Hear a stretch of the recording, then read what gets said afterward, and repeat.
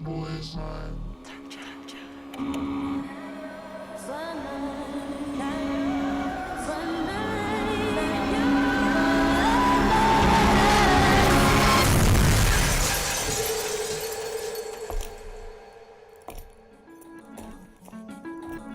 You ready? I've been ready. What are we waiting for?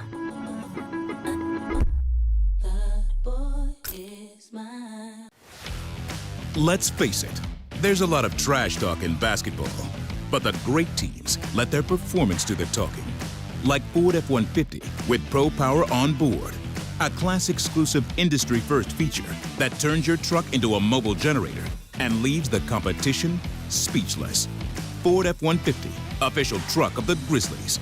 Greatness starts here at your Mid-South Ford dealer. Class is full-size pickups under 8,500 pounds, GVWR.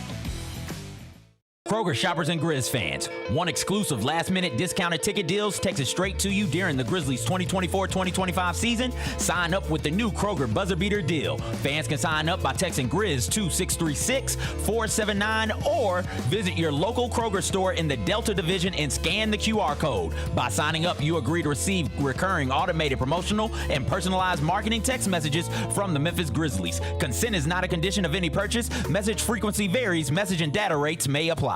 Sonic Radio. Welcome back to Sonic RNDIO. That spells radio with me, the CIO. This just in, the new Sonic $1.99 menu lets you build a crave-worthy meal for just $1.99 an item. Whether that's a creamy shake, crispy tots, or a quarter-pound double cheeseburger. This just out. Ostriches. They're mean, not very cute, and in my opinion, way too big for a bird. Don't miss the Sonic Fun 99 menu. 5 items, always $1.99. Live free, eat Sonic. Tax not included. See menu for details.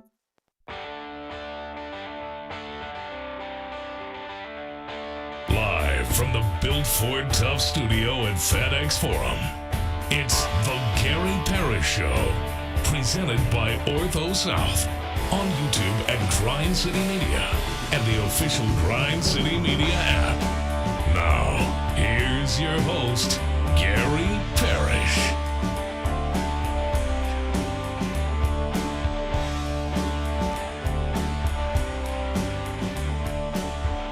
All right, I'm here. My name is Gary Parrish, speaking to you from the Built Ford Tough studio. We're in FedEx Forum, downtown Memphis. Bennett Doyle's right there producing the program. Glad he's with me. Glad you're with me. Hope you're getting through the day best you can.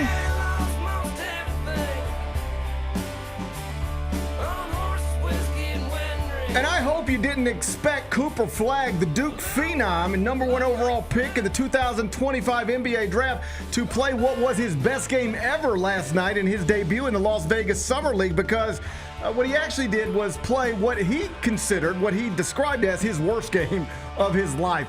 Bronny wasn't very good either. It was a rough game last night in the main event of Las Vegas Summer League Night 1, but we're still going to talk about it momentarily. First, though, quickly, let me set today's schedule for you. When we finish this up, we're going to take a break, come back, do 5 more things you need to know, at which point we're going to discuss 5 previously undiscussed stories. Among them, the people with the power to expand the NCAA tournament concluded meetings this week, yesterday specifically, without making any decision about what to do with the NCAA tournament. Hilarious. Nobody is better at meeting. Nobody, I don't think, in the history of the world is better at meeting while accomplishing nothing than college officials. I'll update you on that situation. We'll do it in about 25 minutes. University of Memphis has unveiled a new basketball court from FedEx Forum. 2 thumbs up from me. This was a disaster just a few years ago. Then they got rid of that blue court, got a better one, but still not a great one, and now they've got a new one, and I think this one's the best they've had, at least in recent years. We'll show it to you. We'll do that in just a bit. A new Superman movie is out, and it's performing well so far. I'll get Bennett to give you the numbers. We'll do that a little later on in the show.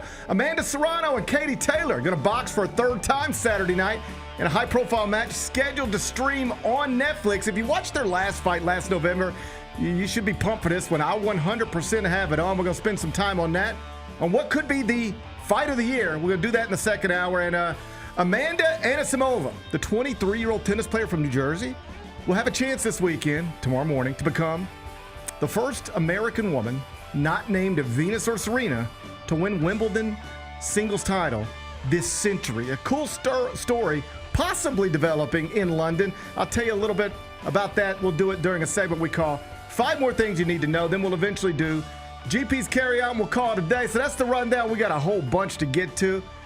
But I want to start with Las Vegas Summer League because that event got underway yesterday out in the desert. 14 teams played in 7 games. The main event, as they say, it was Mavericks and Lakers. Cooper Flagg, Bronny James. Final score, Summer Mavs 87, Summer Lakers 85. Cooper Flagg and Bronny James combined to take 29 shots and combined to make just 7 of them. Cooper was 5 of 21 from the field, 0 of 5 from 3, 10 points, 6 rebounds, 4 assists in 32 minutes. Bronny, 2 of 8 from the field, 1 of 6 from 3, 8 points, 2 rebounds, 2 assists in 21 minutes. Big Bev Bennett, I know you had your eyes on it last night.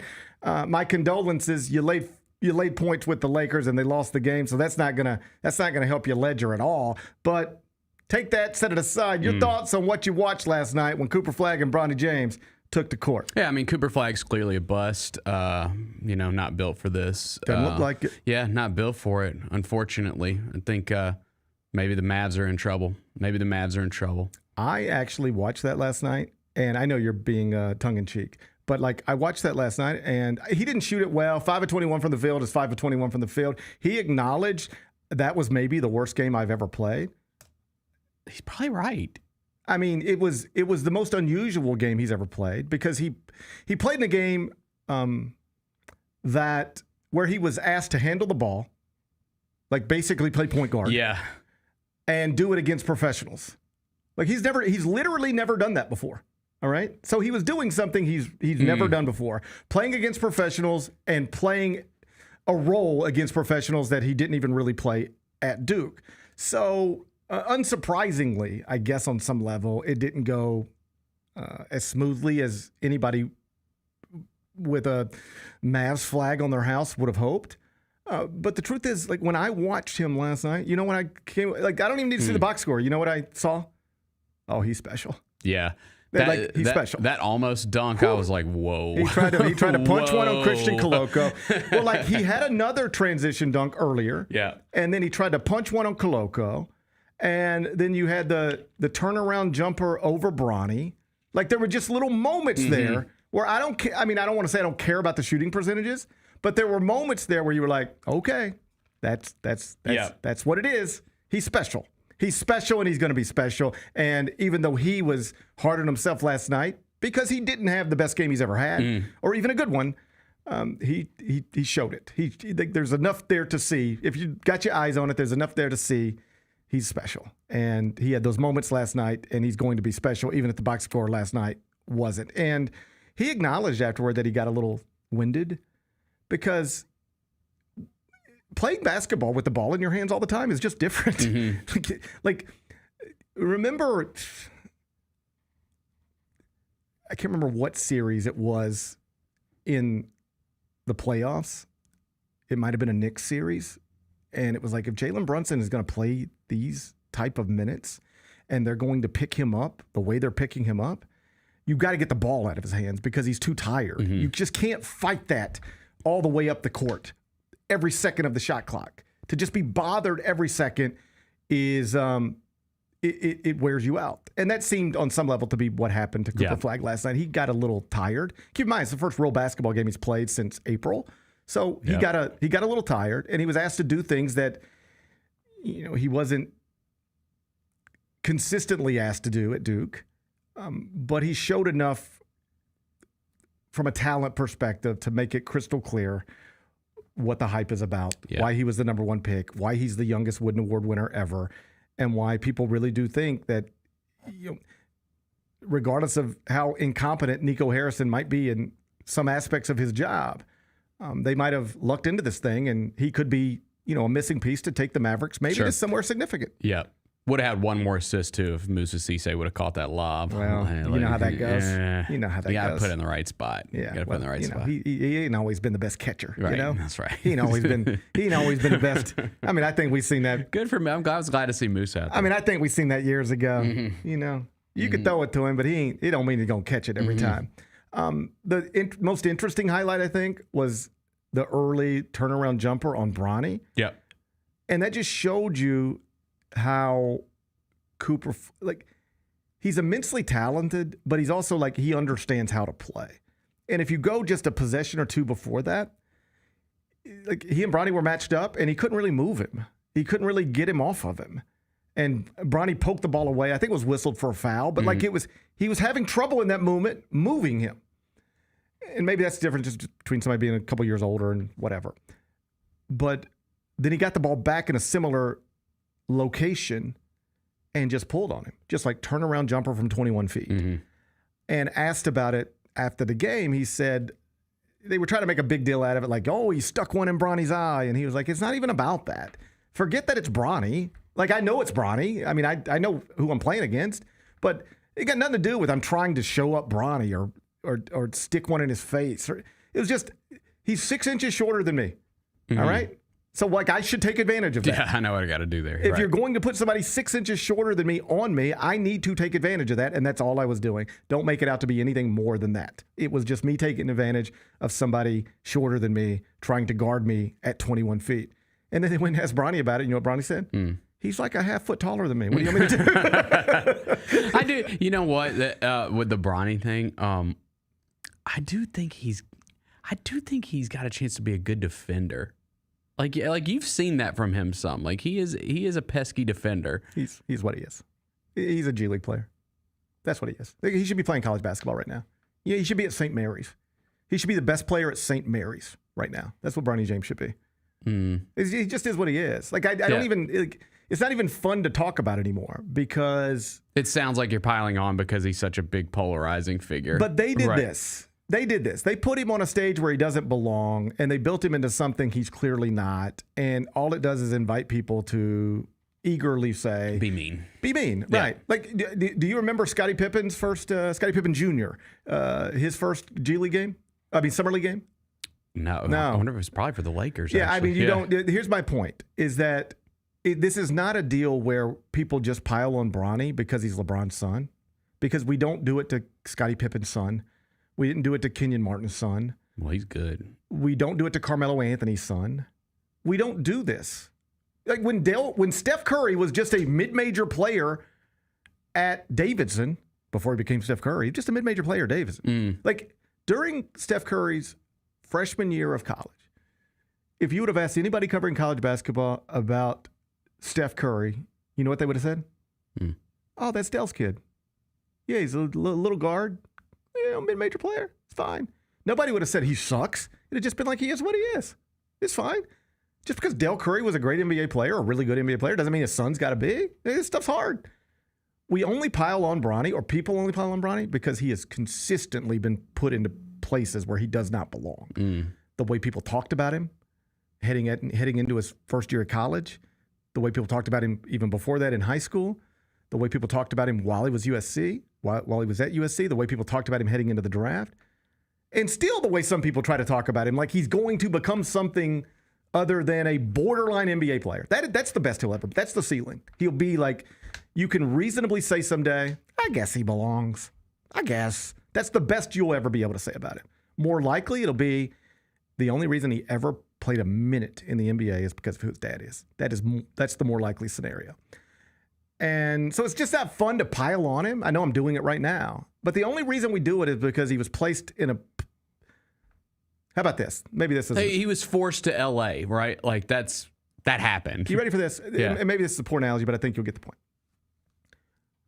We don't turn on a college television station and watch a college television anchor, like Joe Birch, but in college, and turn that on and go, and then turn on CBS Evening News and compare the two. And then go, what is going on over here? We just go, well, it's a college television station. They're doing the best they can. They're learning to read off of a prompter. They're learning how to get comfortable in front of a camera. It is what it is. Yep. If you then took that college person and said these things about him, this college kid is good enough to host CBS Evening News right now. Like, you just know, like, I don't know if you guys don't see it, but I'm just telling you, this college kid is good enough. I'm his dad. And I'm like I'm like somebody who could host CBS Evening News. I'm the LeBron James of CBS Evening News. And I say, my son can host CBS Evening News. He's great. Like, he's He could host NBC right now. He's better than the people over at NBC right now. And I just kept saying that. And then we said, okay, well, let's see it. And then I took him and put him on CBS, and then everybody turned it on at 5 o'clock. You know what they'd say? What is going on here? This person doesn't belong here. And that's how you would start piling on. Why? That person would go viral. Yes. Put him over here on the college television station. Nobody cares. Nobody's critiquing. We know what it is. That's where you belong. Put them on a big stage where they don't belong and it goes badly, then that's when people start to pile on. That's what has happened with Bronny James. The way ESPN promotes him. Like, it shouldn't have been about... the Mavericks and Lakers shouldn't even been playing last night, if you want to know the truth. We talked about this yesterday. It should be the Mavericks, and if you want to do it the way they usually do it or often do it, it should be the Mavericks and the Spurs, Cooper Flagg and Dylan Harper. If you didn't like that, you could throw Ace Bailey in there if you wanted a name, or VJ Edgecombe or something like that. It shouldn't have been Bronny James, but it's Bronny James because of all the things we just talked about. Because he is a name that resonates with people,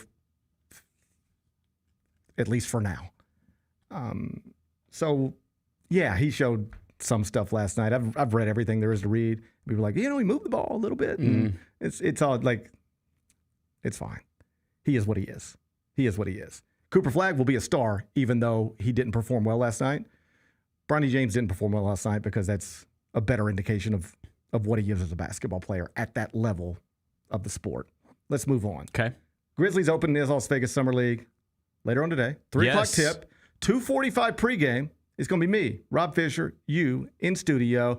Mike Wallace going to join us live from Cox Pavilion. 2:45 pregame show on the Grind City Media app. If I were to ask you what is the one thing you're looking most forward to seeing today when your Memphis Grizzlies, the summer version, take the court, what would you say? GG. I agree, 100%. By far, GG. Me and you have talked about this a lot since he's been with the franchise. Like, I think that, and I still stand on this, I think that in theory, again, he has to do it, but in theory, the best version of the Grizzlies of this Grizzlies team, what they are right now, is with G.G. Jackson as a starting wing. That is my opinion, because I think that his talent is immense. Again, he's got to do it, right? Last year was a disaster. He comes off the foot injury. He wasn't good. You have the coaching change. He's benched. It just didn't go well for him at all last year. And then he had, clearly the year before when everyone was injured, he had all the success because he was getting all the minutes. If he can find a way to earn the minutes and produce at a high level, I think the sky's the limit for the guy. Like, I'm a big fan, and I think that there's a ton of potential there. So I want to see him go off in Summer League if he plays. Of all the people we have seen wear a Grizzlies uniform in Summer League this summer, so everybody who put on a jersey in Salt Lake City, I believe his ceiling is the highest. Even higher than Jalen Wells, who finished top 3 in Rookie of the Year voting and mostly started for the Grizzlies last season. Like, there is no denying Jalen Wells had a better season than G.G. Jackson. Right. I personally believe G.G. Jackson has a higher ceiling than Jalen Wells. Completely agree. And just the physical tools, all that. He just looks different. Yeah. You know, like, again, Vernon and I, when you were talking about it the other day, it's not just he's making shots or he's 2 dribbles and getting to the rim. It's the other stuff where he just looks different. Like, and what I mean specifically is when he takes 2 dribbles, gets to the rim, and you ready for this? Misses the shot, then gets it, and then just dunks it on 2 people. Like, that's not normal. Like wings don't do that too often. I just remember as a kid, or as a young person at least, in college, like having memories of like Shaquille O'Neal or Chris Webber, where they would just grab balls and go straight back up, and it didn't matter who was around them, and dunk them and hang on the rim. It's like, ooh, how do you stop that? To be clear, Gigi's not even that kind of player, but he had a couple of those moments in Salt Lake City where he missed the shot, but he was quickest to the ball and then quickest back up that second jump. It's just there's physical things he can do that most humans can't do at his size. He's a naturally gifted human, and if you can ever get everything else to catch up with the natural gifts, you might have something special. I know everybody knows this at this point, but it's always worth repeating. There was a time not too long ago when if you took every basketball player his age in the country people would tell you he's the best. He's the best player his age in the entire country. That was his reputation not too long ago. And I'm still capable of believing in that, materializing, even if his second year in the league was not what we had hoped for or even expected. I think some of it was clearly injury related. He missed real time, and it can be hard to catch up. And then I think, frankly, he never got comfortable in a role because he's never been a role player, and I don't know that he knows how to do that. And I say that like even as July 11th, 10:20 a.m. Central, I'm still not sure he completely grasped the idea of how to be a role player in this franchise or any franchise, because when you ask somebody like him to do that, and that is what you should be asking him to do, but when you ask somebody like him to do that, it is wildly unfamiliar because he's never done it. Yeah, and I think too, like last year, he's got to be a serviceable defender. I don't think he's ever going to be a good defender, but last year when he would get pulled out of games, it was because he was just getting blown by. Like he just was lost on defense. And that's where you just have to make it clear, like, hey man, we've invested in you. We want you on the court.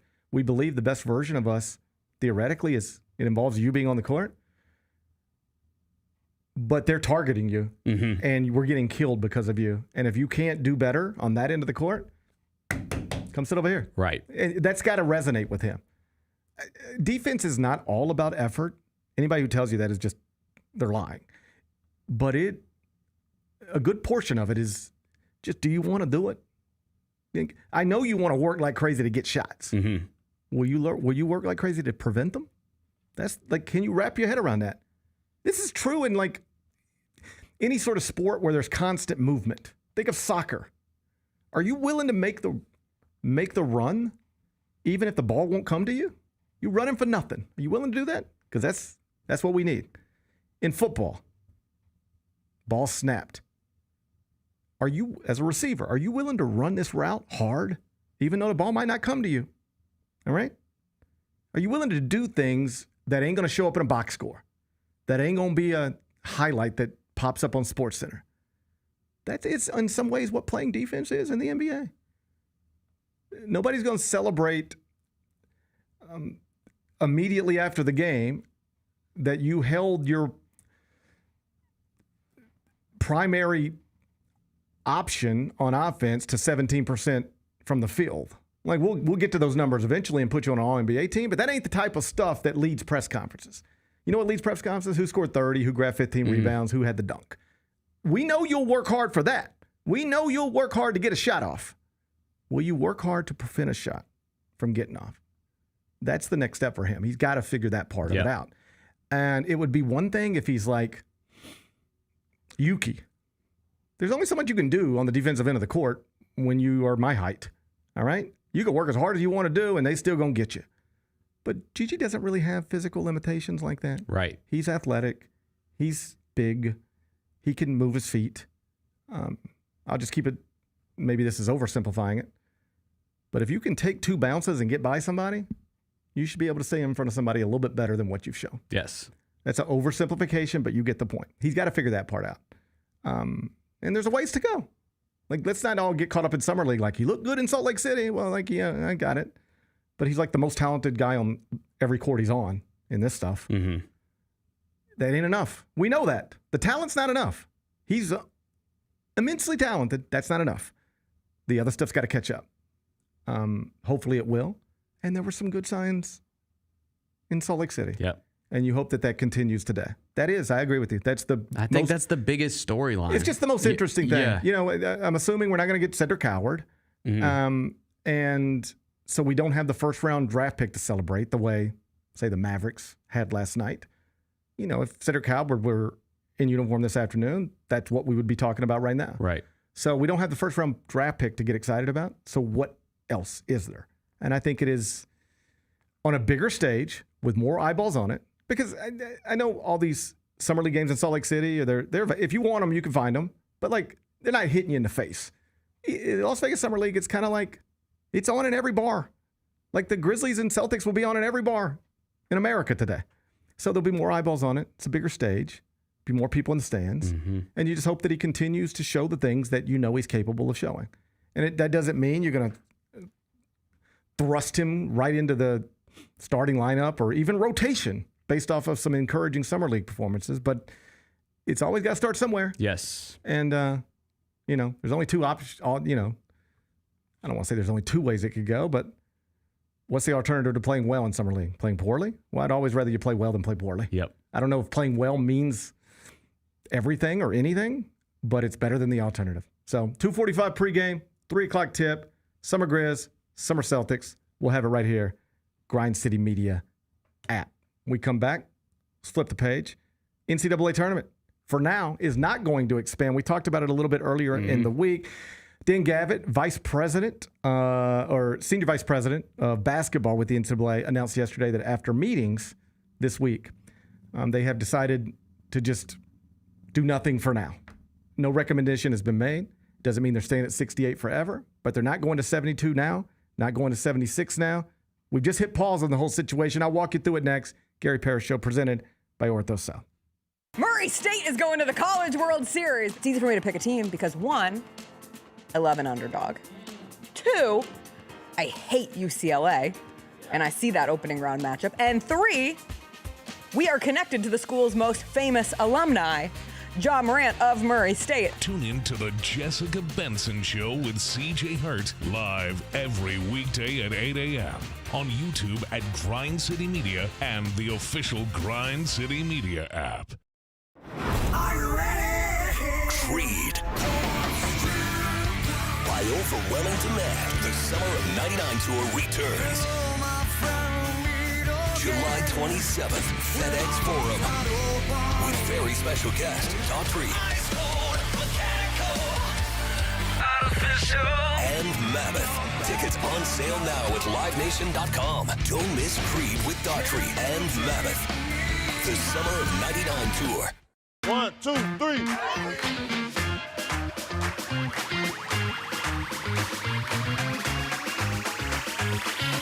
Ready, go.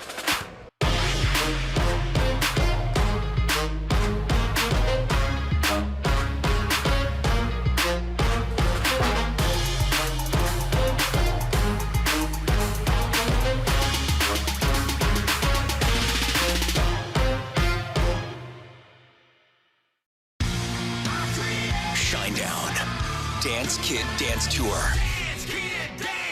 Live in Memphis. FedEx Forum, Saturday, August 30th. With special guests, Bush and Morgan Wade. Get tickets now at LiveNation.com. Shinedown, live in concert. For more, visit Shinedown.com.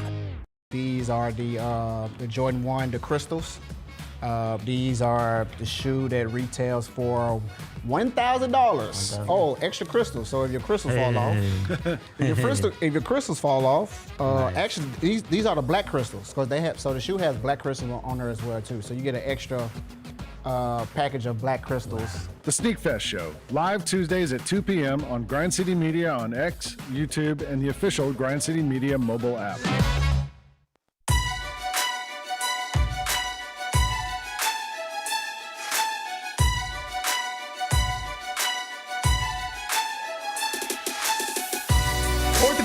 Can be unpredictable, unforeseen, and unscheduled, and Ortho South understands this better than anyone. Since your injuries don't make appointments, you don't need to either.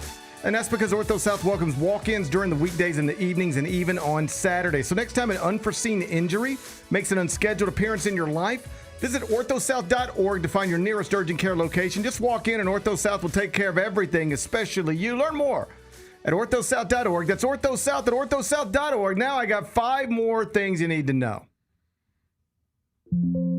Oh, I lost my file. Oh, my goodness. Number 1. Story number 1. What is going on? Story. I'm sending you back. Oh, my goodness. I'm going to send you back to that college television station I was talking about earlier. We're about to do a lot of maintenance next week over in this area of the building, and so we'll correct all these issues. We'll get through it. We'll get through it. Story number 1. The NCAA tournament is staying at 68 teams. for now. As you know, officials were meeting this week in 2 different locations to discuss possible expansion for the men's NCAA tournament and the women's NCAA tournament. They have made it pretty clear they're not going to expand one without expanding the other. So you got to expand both. There's questions related to whether this is financially sensible to be expanding these tournaments, even the men's one. But where there is no denying that it's an issue is that on the women's side, it's a money loser. It would be. And so to expand. Yeah, okay. There are questions about whether it's a money loser on the men's side. People can argue about that if they want. It's not an argument on the women's side. It's a money loser. And so there's some, at least theoretically, financial reasons to question whether it's sensible to do this. But beyond that, it is mostly just a basketball conversation. What do you do to the regular season by making the bubble softer and putting more teams into this event? Because remember how irritated people were just last March when a very mediocre North Carolina team that beat basically nobody all season got into the field? Just know that going forward, if you expand, that team's in the field easily. Yeah. And then 4 more teams, if they go to 72, that are even worse than that, are also in the field. And the prevailing opinion among people who have jobs like my job and among college basketball fans is that we don't need to do this. You can do it, and it won't kill the sport or ruin, quote, ruin anything. That's where I break apart with some people who cover college basketball. They say, oh, it'll ruin. It won't ruin. It'll just diminish. It won't ruin. It won't kill, but it will diminish, and it won't be better. So what is the point? That's a rhetorical question. The point is actually what I'm about to tell you. The SEC and the Big Ten, they've expanded, and they want to go from getting 10 teams in the tournament to getting 12. They want to go from getting 14 teams in the tournament to getting 16. They're not interested in putting a second team from the Missouri Valley or the American Athletic Conference or CUSA or the A10 in the field. That's not what this is about. This isn't about opening up new opportunities for Bellarmine. This is about getting the 14th team in the Big Ten into the NCAA tournament, the 15th team in the SEC into the NCAA tournament. That's what this is about. And if they would just, the people that have the power to change this, come out and say that plainly, I would still disagree with them, but I would at least say, I appreciate you shooting me straight.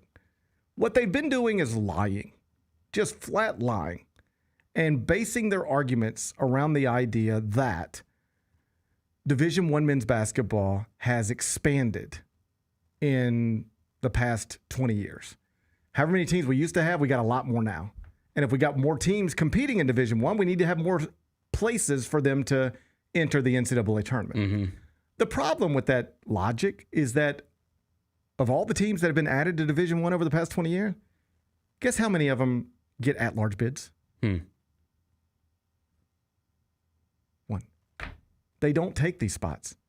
So you could make Division I 360 teams, and only about 150 would matter. The same was true when there was only 300 teams. You ready for this? You could take Division I up to 500 teams, up to 2,000 teams. You know which ones would matter? About 150. We don't need more spots in the tournament because we have more teams in Division I, because the teams we're adding to Division I don't matter. They're all competing for the one. When you add schools to the Sun Belt, you know who they're competing with? Other Sun Belt schools for one spot. That was true 20 years ago. It's true today. And it doesn't matter how much Division I grows. So they're lying to you. They're lying to us. I don't have much patience for that. I'm capable of disagreeing with you and respecting your argument if I know it's coming from an honest place. That argument's not coming from an honest place. So there's been real pushback here, real pushback. And I genuinely believe that it caused them to pause what it is they want to do. It doesn't mean that it ends the discussion. In fact, the discussion will probably never end until they expand. But I do think they realized if we announce we're expanding, the whole world as it pertains to college basketball is going to come down on us pretty hard because they've already come down on us pretty hard in advance of us even making a decision. Mm-hmm. And we don't need that right now. There's no actual benefit outside of getting extra Big Ten and SEC and ACC and Big 12 schools in the tournament to expanding the tournament. College basketball fans do not want this. It's not even clear that television networks want it. And so we'll just pause for now and revisit it at another time. The most prominent media member who's against this, staying at 68, is my friend Seth Davis.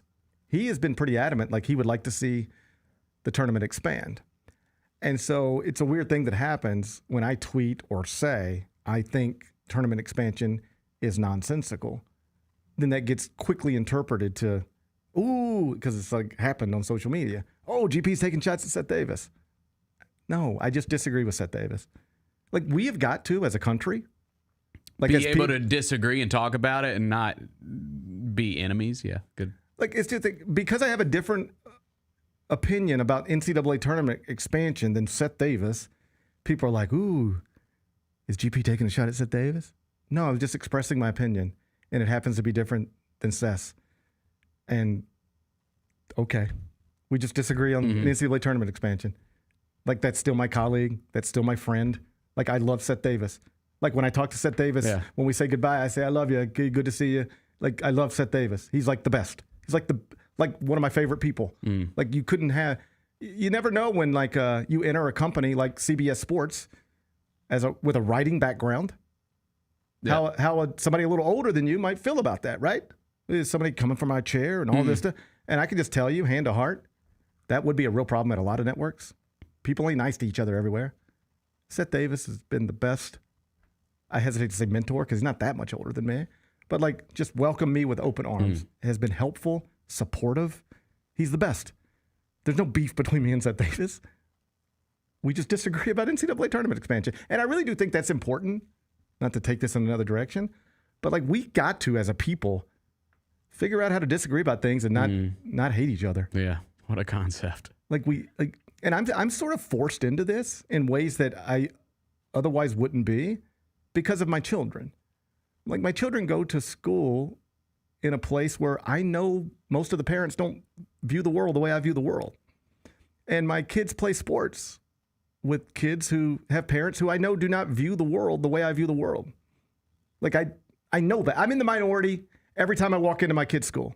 I'm in the minority every time I show up at a baseball practice. I know that. It never comes up. It's not a big deal. Because we all, even if we disagree on this thing and this thing and this thing, you know what we all agree on? We love our kids. Yeah. We love each other's kids. They stay at each other's houses.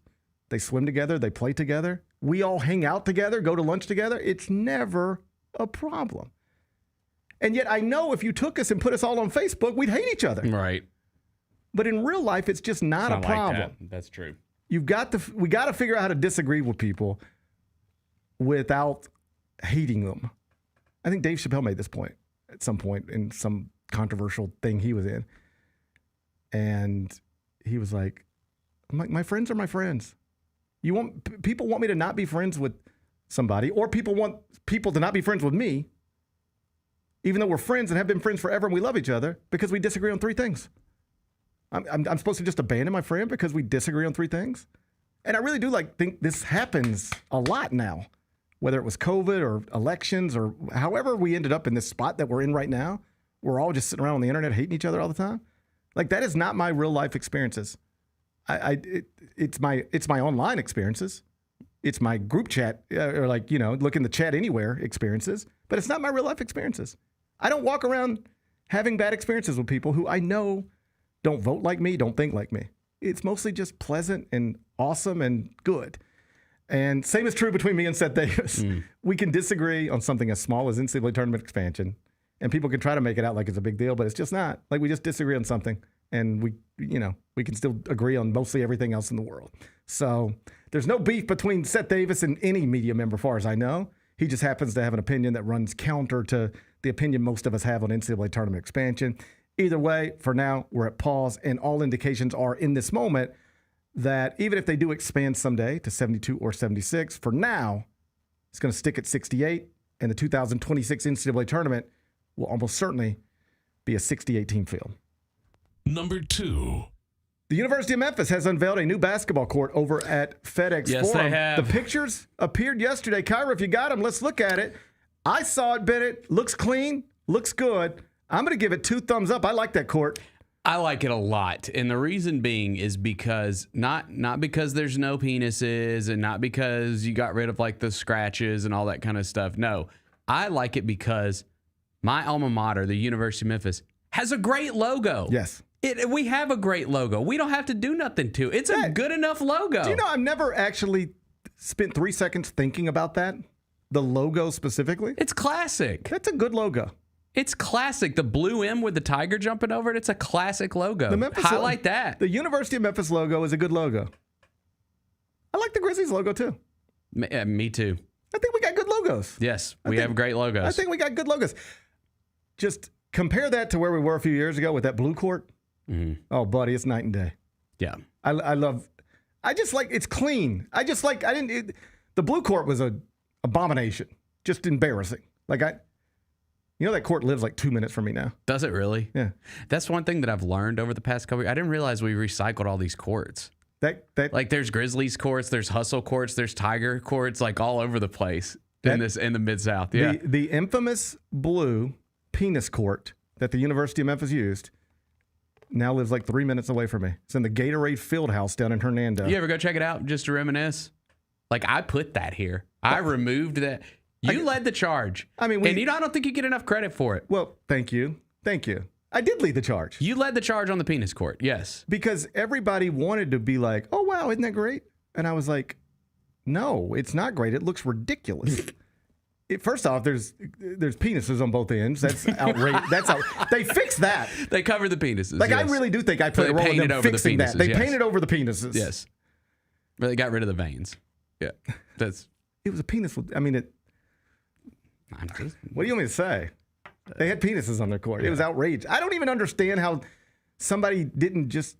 How is it possible I'm the first person that noticed that? Like, you designed this, built it, looked at it before you took pictures and put it on the internet. How did I notice it within seconds and nobody else was like, guys, interesting concept, but we can't have penises on our court, all right? So they painted over them, and then still it was just blue. It was like quite literally every time Memphis played...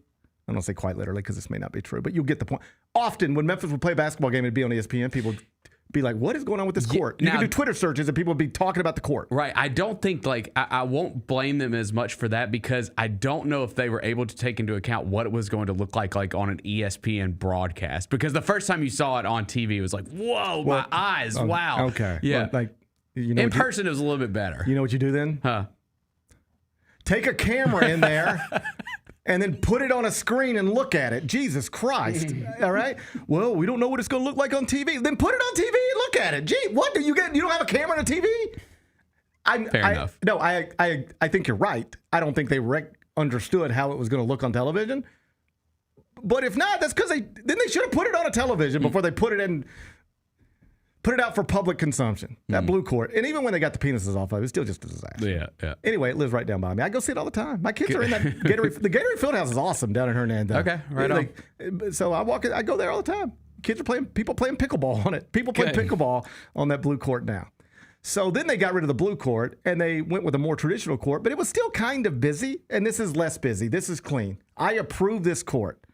I like it a lot. I'm a proud University of Memphis alum. I'm somebody who cares deeply about that athletic department, but I'll never lie for it. If they put an ugly court down, I'll tell you it's an ugly court. I've lived that life, right? When things are going well, I tell you they're going well. When things are going bad, I tell you they're going bad. I'm like the weatherman around here. When it's raining, I say it's raining. When it's sunny, I say it's sunny. All right? I don't look at the rain and tell you it's not raining. So if that court was bad, I tell you it's bad. That's a good court. That's a good-looking basketball court. I look forward to seeing Scott Drew and Penny Hardaway coach on that court in December. Hey, by the way, I also wanted to mention, because we didn't talk about it during Summer League, a lot of former Tigers playing last night in the Summer League. You had good games, too. You had Naquan Tomlin had 30 points for the Cavs. Lester Quinones had 20 points for the Pelicans. We talked Musa played in that Mavs game. David Jones had 24 points for the Spurs. Like, you had some former Tigers making some noise in Summer League last night. All out there trying to make their way, right? Yep. So good luck to all of them. Yeah, good luck. Good luck to all of them. And Tigers, it's a damn shame they didn't get to play on a court as clean as this, but we wish them luck anyway. Number 3. New Superman movie.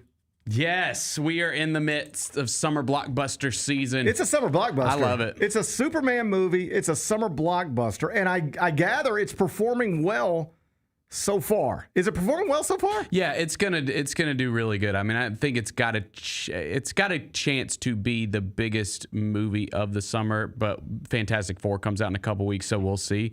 But it's got a chance to be the highest grossing movie of the summer.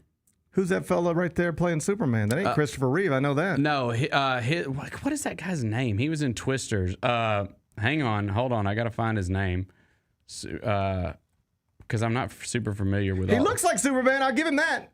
Yeah, he does.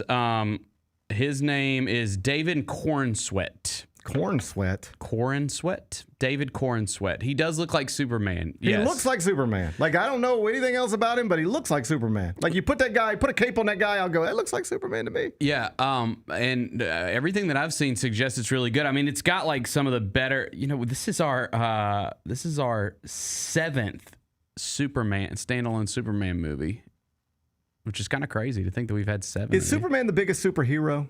I think he's like the original, I don't know if he's if we were the to biggest. What's the biggest superhero? Like, if we had to build a movie franchise, would history tell us you cannot do better building a movie franchise out of a superhero than Superman? I'd probably say Batman because but the thing is like, who are even the contestants here? Batman, Yeah. Superman, Wolverine. Man, Wolverine can't stand up to Superman. What are you talking about?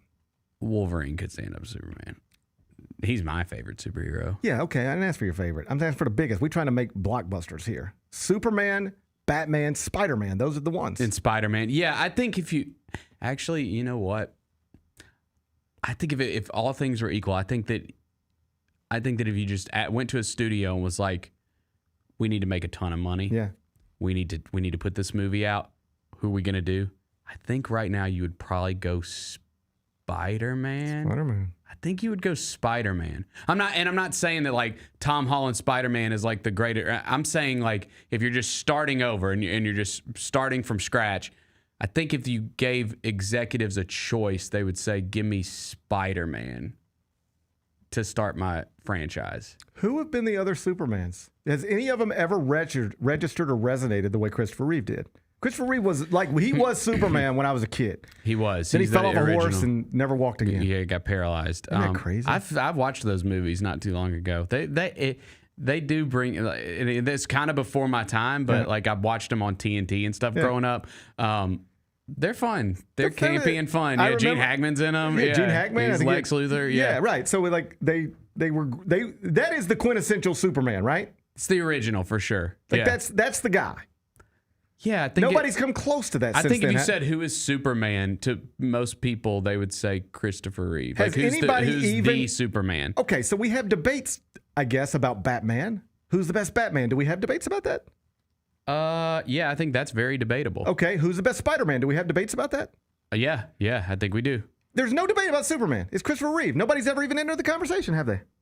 You tell me. I thought Henry Cavill was an underrated Superman. Didn't for even remember sure. him. I remember him now, but I don't even remember that. Yeah, I thought his movies, I think, criminally underrated, actually. I thought Man of Steel was great. I thought the Snyder cut of Justice League was amazing. So I like the Henry Cavill Superman, but they obviously are rebooting this and starting over. Nobody's been able to fill the shoes of Christopher Reeve. That's what I submit. I think you're right. I think you're right on that. James Gunn directs this. He, of course, did all the Guardians of the Galaxy movies, and now he's like the head of DC Studios, and so he's relaunching all these franchises. And we'll see what they do with Batman. And I gather he's in a little bit of hot water. What's going on with him? You don't know about the hot water he's in. What? Because he said it's an immigrant story? Right. Yeah. And then I saw Dean Cain said, "Ooh, buddy, he shouldn't have said that." Dean Cain, of course. Oh, yeah, Dean Cain, he was here a couple weeks ago at the MegaCon. Oh yeah. Yeah, he was at MegaCon a few weeks ago at the Sports and Events Center. Yeah, sure was. Dressed up as Superman. Yeah. You ever think those things are weird? No, it was fun. I went. You went. That was fun. It was a blast. I don't mean that specifically. I mean, like, I see signs sometimes. Like, we'll be at like a baseball complex, and they'll be like, some type of thing you're talking about is going to be at the Jackson, Mississippi, something or another. Mississippi Con. They have a great one, by the way. Well, like, so it was sweet that my little guy, like, brought this to my attention. He was like, Dad, did you hear who's coming to Mississippi for this thing he was pointing at? And I was like, I don't know. And he said, Dwight Gooden. Would you like to go? That's pretty cool. It wasn't a Comic-Con. It was like a sports card convention or something. But like Jerry Lawler was going to be there. Yeah. And like Doc Gooden was going to be there. That's cool. And maybe like Kurt Schilling might be there. It's just like people who were famous at one point in their lives are going to all be in one place, and you can get pictures and sign autographs and stuff. And so I just thought it was sweet. Like, it almost made me like tear up. Like, that's pretty cool. My little guy wanted to take me to see Dwight Gooden. Like, I just thought that was sweet. But then I was like, is that weird for them? Like, Dwight Gooden's going to get on a plane, fly to Jackson, Mississippi, and just sit there and just sign balls. The paycheck. No, that's it. I guess that's how you make a living, right? Yeah, I don't know, that's how the older, especially like a guy like Dean Cain, that's how he's making a living. That's right. He's going all these MegaCons, Comic-Cons, and signing autographs, taking pictures. Yeah. I just had this moment where I was like, all right, what if we actually went? Because it would be like something my little guy brought to my attention, and we make a day of it. But then at some point, I'm going to end up standing in line to just walk up and shake Dwight Gooden's hand. And that just seemed weird to me. Like, I don't even know if I'd want to. I don't even know if I'd want to do that. I don't know. Well, now we're off on another thing. Here's what I'm trying to tell you. Yeah, what's going on? Dean Cain. He said he doesn't think the director should have been speaking about immigration right now, because people with red hats on, it's divisive. They might just say, oh, it's an immigrant movie? Well, then we won't see it. He thinks whatever amount of money they will make off this movie, it will now be less because some people will decide not to go simply because it's been framed that way. You buy that? No, because it's tracking to be one of the biggest movies of the summer. Right. Yeah. Sounds like one of those things people say they're going to be mad about, and then they're not mad about it. Right. That's one of those online versus real life things like we just talked about. Like, it's a Superman movie. It's literally called Superman. Everyone's going to go see it. Right. Yeah. Right. That's the equivalent How many people even know? How many people in the real world even know that James Gunn said that? Right. Like, did you know? I did. Yes. Because I'm chronically online. Right. Yes. Right. But no, I don't think that matters at all. The people who say I'm not going to go see Superman because it's been described as a immigration movie are the equivalent to the people Superman who movie. Say if somebody wins an election, I'm going to move to Canada. Yes. Like, you're not going to move to Canada, and you are going to go see Superman. Yes. So just shut up. Yes, right. That's right. But I'm excited about this one. You'll get there opening weekend. I'm going to try to see it this weekend. Yeah, I'm hearing great things. Is it something I should take my boys to see? I think so. So here's what I've heard, and I'm not going to give spoilers or anything. And I'm excited to go see it. But superhero movies have gotten in this weird, ever since like the Christopher Nolan Batman trilogy, it's a copycat industry. And so they try to make like these movies darker and more just dramatic, but it's a freaking superhero movie. And so apparently with this one, it's way more campy, and there's a lot of jokes, and it's not as even the Henry Cavill Superman movies, like, those are very serious at times. I get the sense that this one is way more goofy and just a fun time at the movies. Fun family entertainment? Yes. Okay, I'm down with some fun family entertainment. We dove into Christopher Reeve Superman movies, got me thinking about this. We dove into an old movie last night. So my little guy was sitting around, and he wanted to watch, we were looking at Netflix, and he was like, let's watch this Karate Kid movie, the one with Jackie Chan, the remake. Oh, yeah, I never saw it. It's fine. We rewatched the original recently. Okay, so then after that, I said, buddy, have you ever even seen the original Karate Kid? And he was like, I don't think so.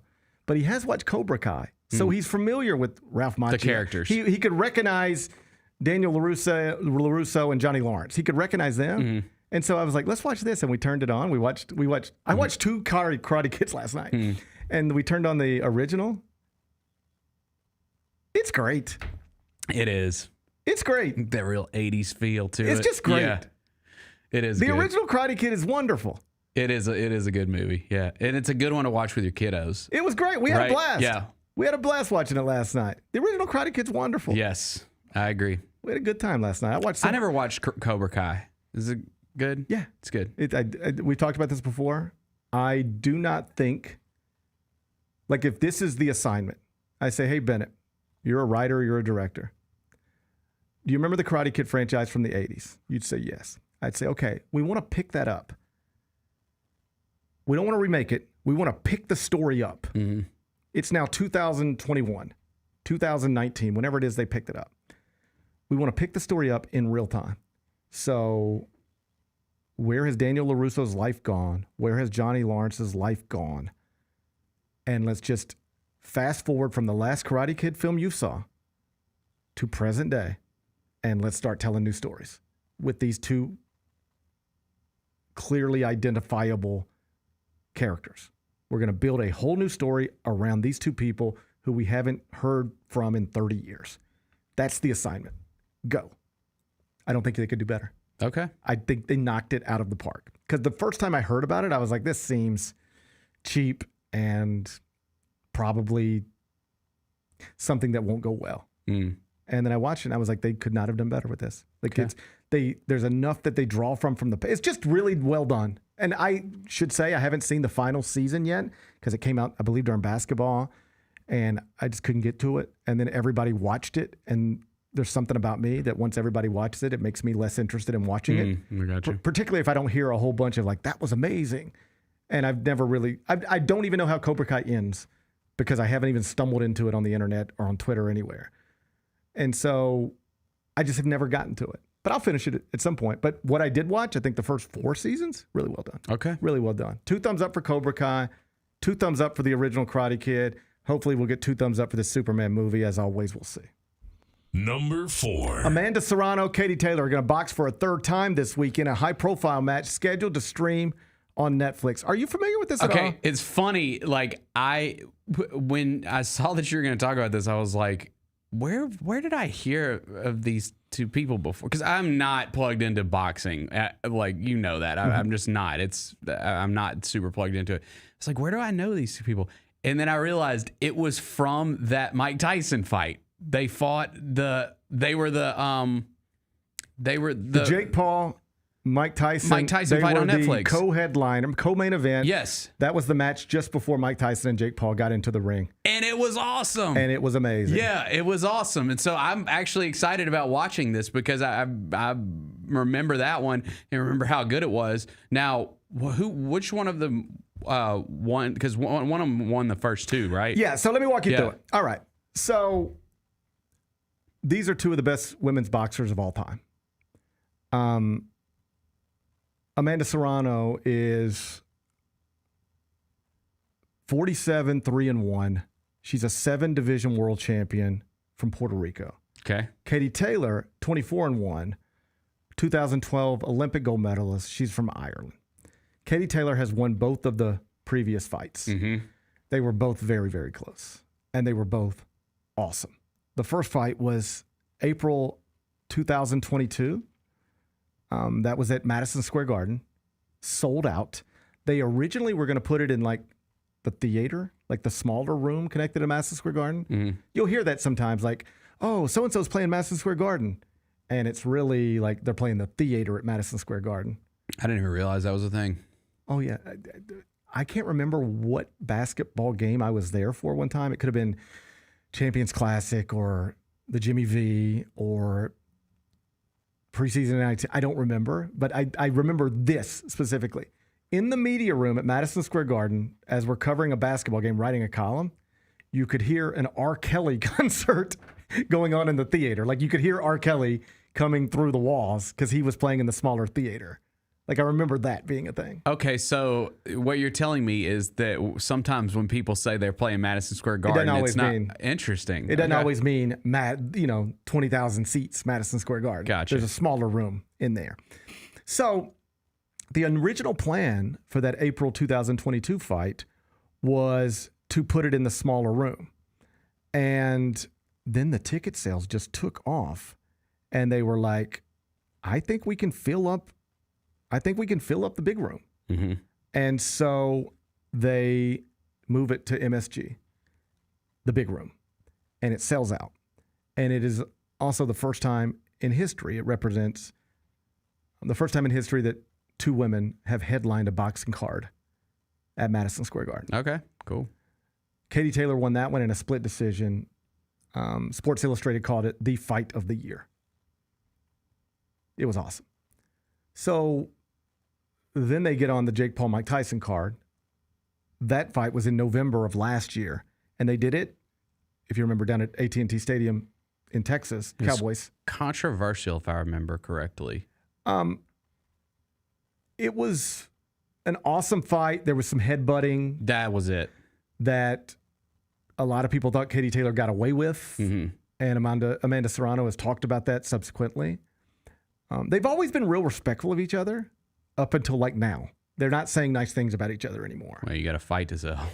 Right, on some level. But they seem irritated by each other now. Okay. Amanda Serrano's like, yeah, she beat me last time, but because I got headbutted over and over again.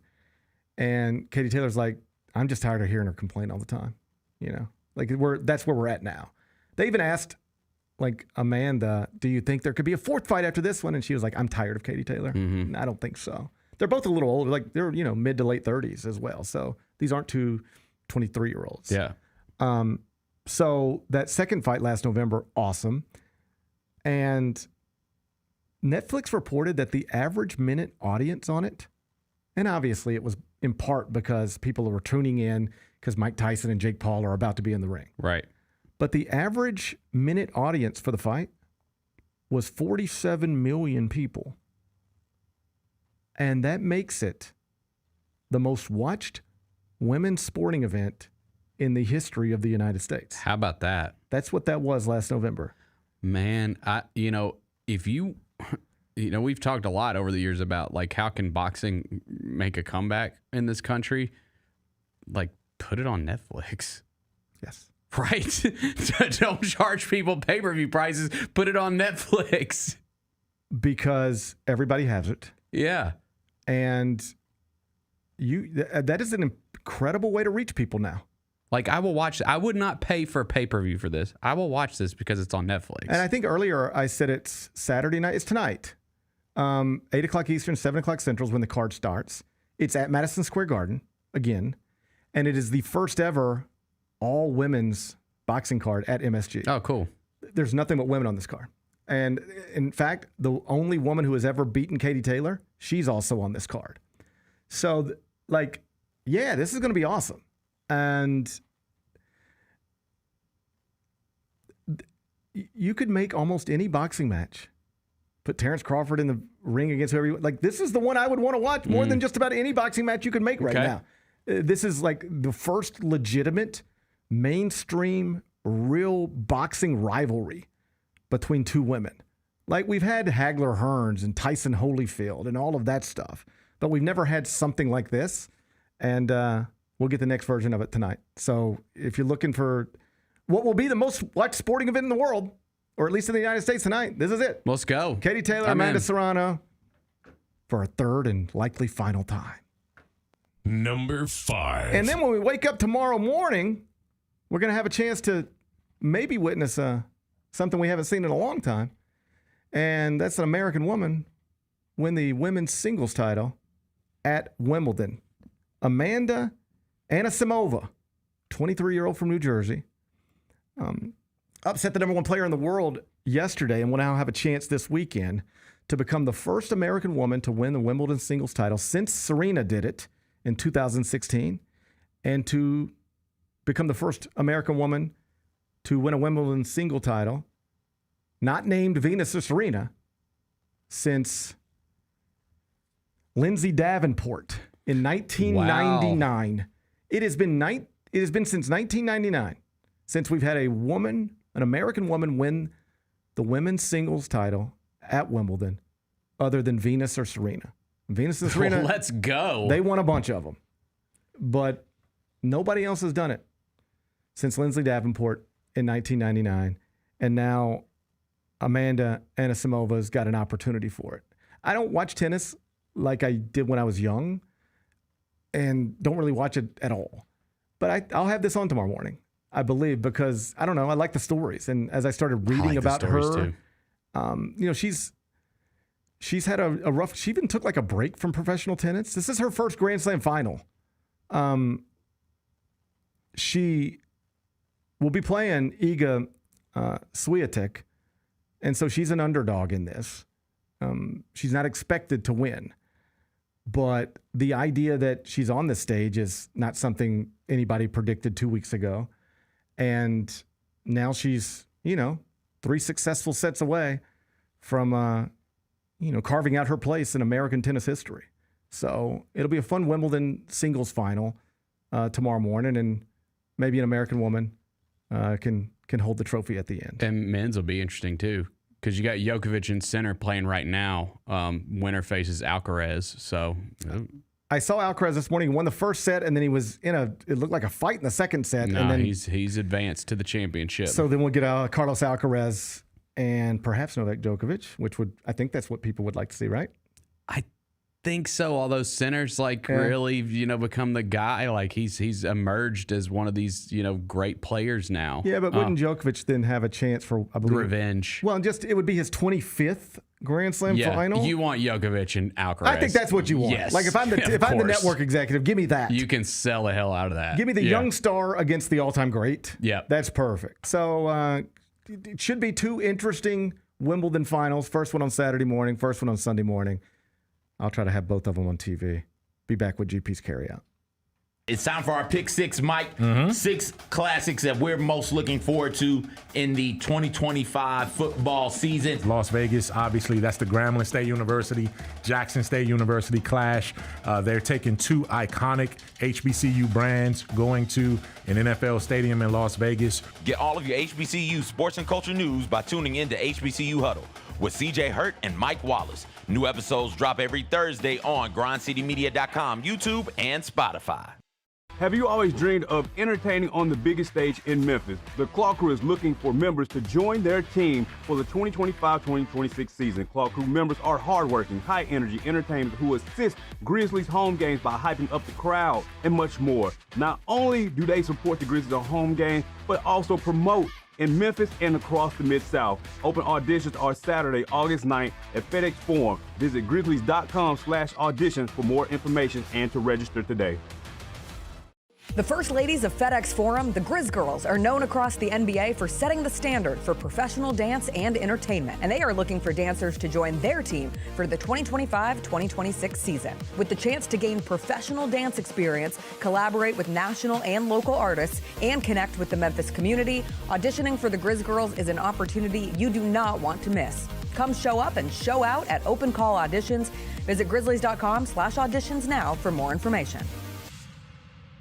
Kroger shoppers and Grizz fans, 1 exclusive last-minute discounted ticket deals takes it straight to you during the Grizzlies 2024-2025 season. Sign up with the new Kroger Buzzer Beater deal. Fans can sign up by texting Grizz to 636-479 or visit your local Kroger store in the Delta Division and scan the QR code. By signing up, you agree to receive recurring automated promotional and personalized marketing text messages from the Memphis Grizzlies. Consent is not a condition of any purchase. Message frequency varies. Message and data rates may apply. Catch us if you can at Southland Casino Hotel and win your share of up to $1.8 million in free play and prizes. Join us for drawings every Saturday in May, June, and July. Each month, over 900 winners will take home free play or drive off in a new car or motorcycle. Be there for all 6 grand finale drawings and try to catch us if you can, only at Southland Casino Hotel. Must be 21 up. Play responsibly. For help quitting, call 800-522-4700.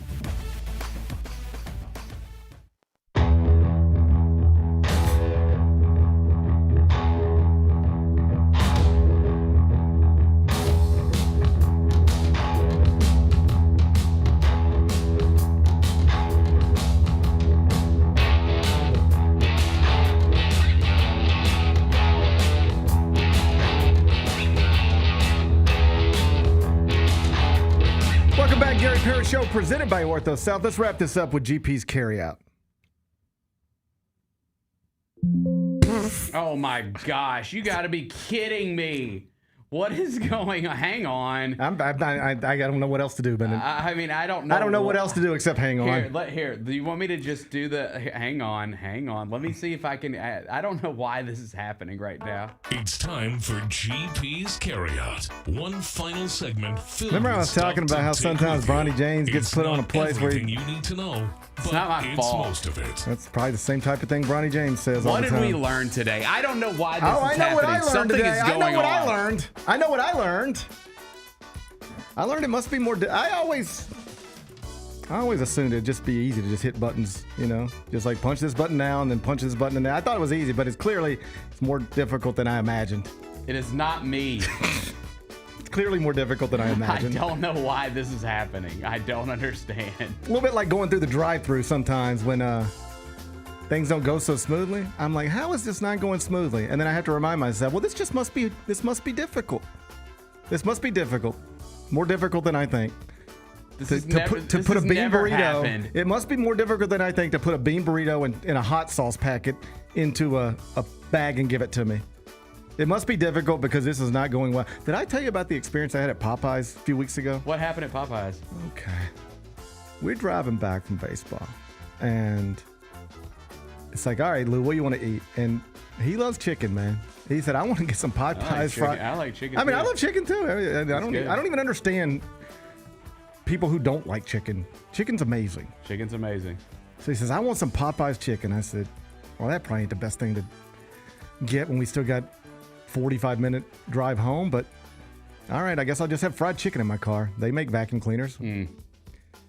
So drive up to the Popeyes drive-thru. And by the way, I knew it was good. The Popeyes drive-thru is the most unreliable place in the world. I mean, you got to carve out a little bit of time. I don't know what it is about. I've never been to a great Popeyes drive-thru ever. Ever. Any state, any city, never been to a great one. I remember when those chicken sandwiches first came out. Oh my God. I just sit there for 40 minutes. That poor woman sitting on the bench. I never felt so fat in my life. You want to really feel disgusted with yourself? Sit in a line for 45 minutes just to get a fried chicken sandwich. I never felt so disgusted with myself in my life. I'm like, I could have went across the street and got a salad in 2 minutes.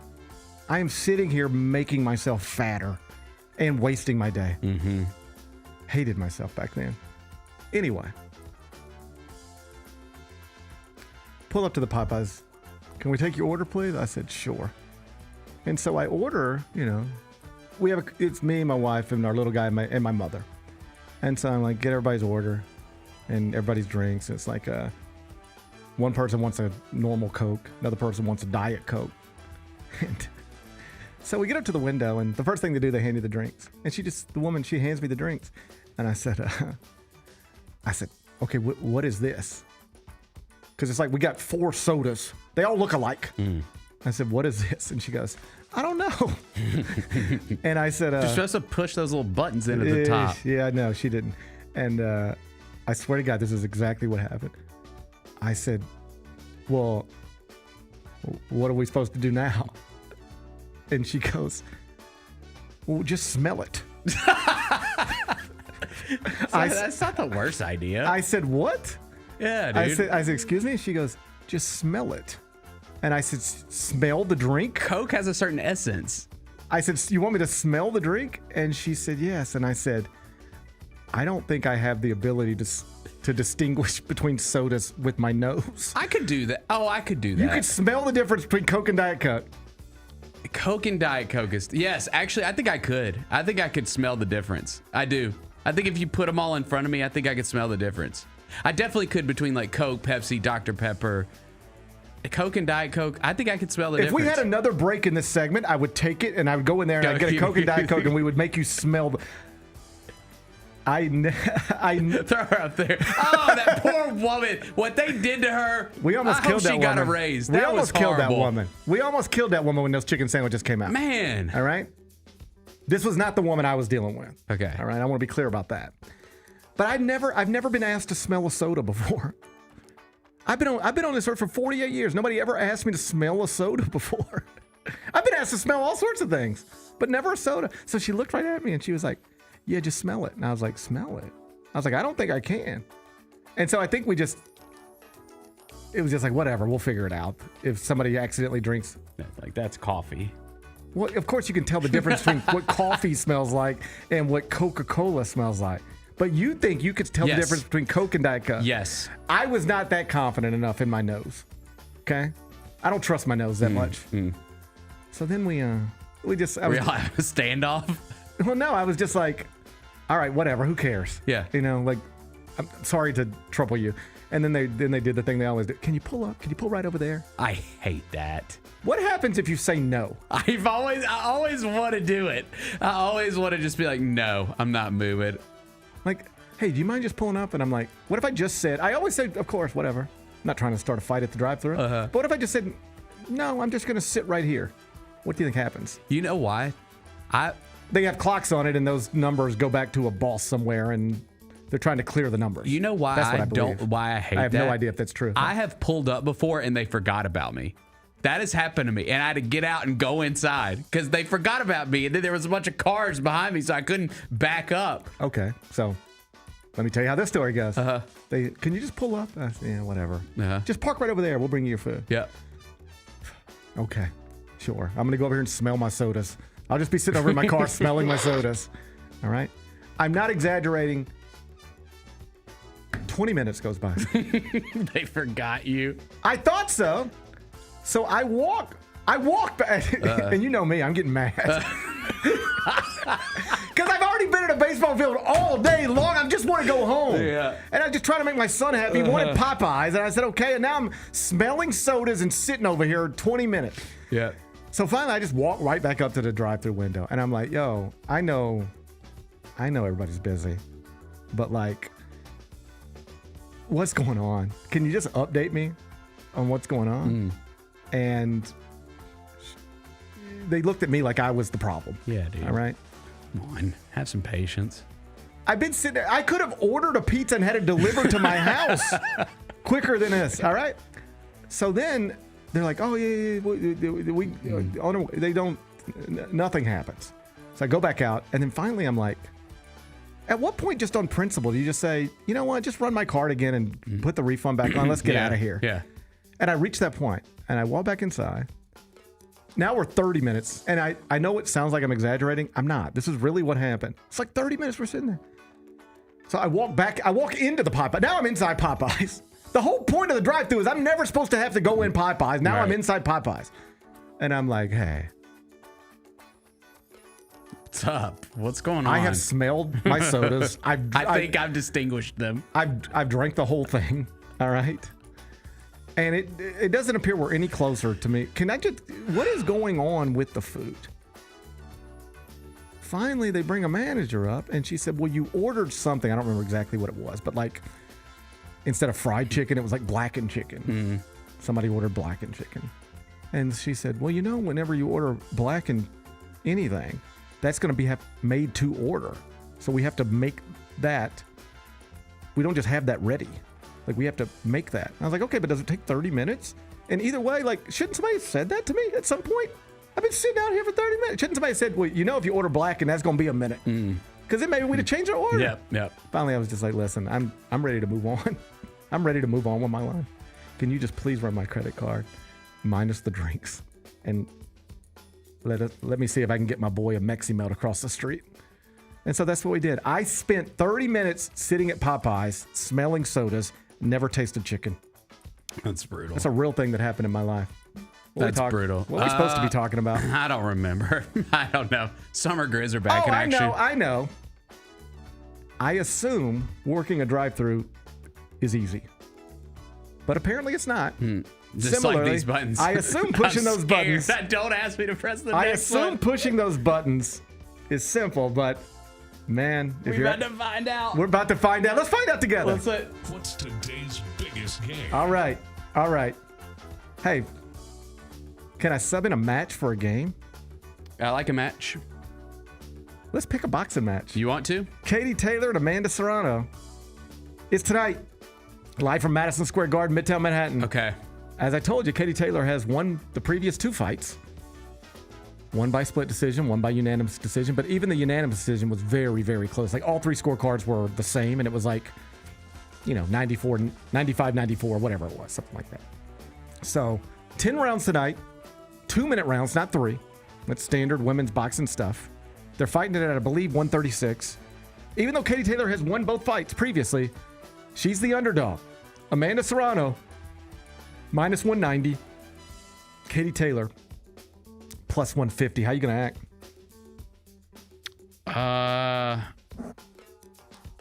I think I'm going to go with my Irish brethren. Yeah, I'm going Katie. Katie Taylor for the turkey? Yeah. Katie Taylor for the sweep? Yes. Katie Taylor finishes the trilogy successfully. Yes. Who do we want to win? Do we know who we like here? I think I'm going Katie Taylor. You like Katie Taylor? Well, then maybe I'll like Amanda Serrano. I like them both. They hit each other in the face over and over again. It's a fun thing to see. It does feel kind of weird, though, that Serrano would be favored in this. You know what every idiot's saying? Huh. So the woman who's won the previous 2 fights is plus 150? I'll just take her then. That's what the idiots are saying. That's that. I'm going to stick with it. Bennett says take Katie Taylor. Taylor. Bennett does not care what the idiots say. He's taking Katie Taylor tonight, plus 150. You can watch it on Netflix. What are we watching on TV? Let's not do TV. Let's do YouTube. And today you can watch the Clips Tiny Desk concert that is being released in conjunction with their latest album. Their new album, yeah. Okay. Let God Sort 'Em Out. New album's already gone to the top of the hip-hop charts on Apple and Spotify. It's Pusha T. It's Malice. It's one of the great hip-hop duos of all time. And the thing of getting the most attention, there's a Kendrick verse on it. It's the one that, Universal got involved in. And do you know that whole story? Mm-mm. The record label stepped in because they put a Kendrick verse on this album and they wanted them to take it off. Universal did. Because they were like, they said they had problems with the verse, but what has become increasingly clear is that they didn't have problems with what was actually said. Because it's not like Kendrick jumps on a Clips track and is like, pedophile. It was not that at all. They just didn't like the optics of, the 2 most famous Drake beefs or Pusha T are Push and Kendrick. And they didn't like the optics of Kendrick jumping on a Clips track right in the middle of all these lawsuits that are still going on.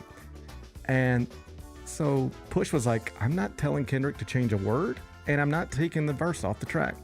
So what do you want to do now? And they bought themselves out of the record deal and went to Jay-Z's label and got the album put out. But what's interesting is all of that created more buzz for the album. And now it's huge. Yeah, and the verse, which we had heard most of it even before it dropped last night, but it's not the type of thing they should have been concerned about. It's not. I mean, you can read into it whatever you want to read into it, but it's not like Us Part 2 or Euphoria Part 2. It's just a well done verse on an album that is generating 5-star reviews. It's their first album in a long time. And Push has done a lot of solo stuff. It's the first time he and his brother have gotten back to record under the Clips label. And I listened to it. I passed out last night, then listened to it this morning. It's rappers rapping. It's rappers rapping. Push said that thing in the build up to this. We was talking about why he doesn't like Travis Scott. He was like, I don't like rappers who don't rap. And this is an album it's just rappers rapping. Really well done. And they did a Tiny Desk concert that is publishing today. So just get into YouTube, Clips, Tiny Desk. If you are a fan of hip hop, you'll probably dig that. What's the best thing we've read? So Sam Quinn at CBS Sports, I mentioned him earlier in the week. He had a nice piece on Bradley Beal and the Suns and that whole situation earlier in the week. Yesterday, after we got out of here, he basically broke down the offseason moves for all 30 NBA teams, the Grizzlies among them. And I thought it was interesting because he makes 2 points. One is he doesn't necessarily believe this is what he would have done if he were running the Grizzlies. trade Desmond Bain, but hold on to John Jaron and then use those assets to move up in the draft. And he doesn't know if this is what he would have done, but the point he makes is, but I get it. I can see it. It's sensible. I could argue why they should have gone in another direction. I think where he settles in, and this is not unique to him, I think Kevin O'Connor has a similar opinion, where they think what Memphis should have done is blow it up and start over. Move Ja, move Jaron, move Daz, and start it over. The truth is, it's a fine thing to say. It just was never going to happen. It's not something anybody here is interested in.